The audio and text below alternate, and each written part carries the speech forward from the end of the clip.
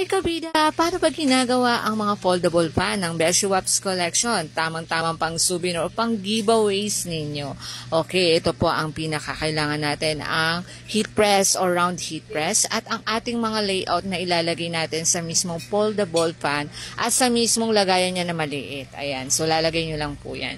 And then ngayon, syempre, heat press na natin ang ating design sa foldable fan.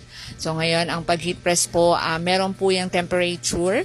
Ayan, para po mas maluto yung ating design sa foldable pan. So, ito po yung kakalabasan ng ating heat press design sa foldable pan.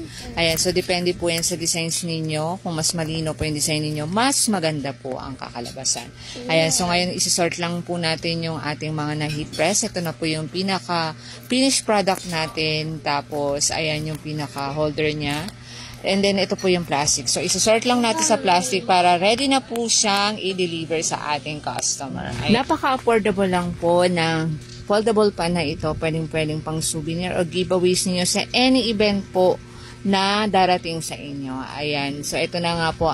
Ready to deliver na po siya sa ating customer. So, salamat po sa pagtangkilik ng aming product sa Beshi Waps Collection. So, at to cart nyo na po yan. Diyan lang po sa yellow basket na nasa gilid.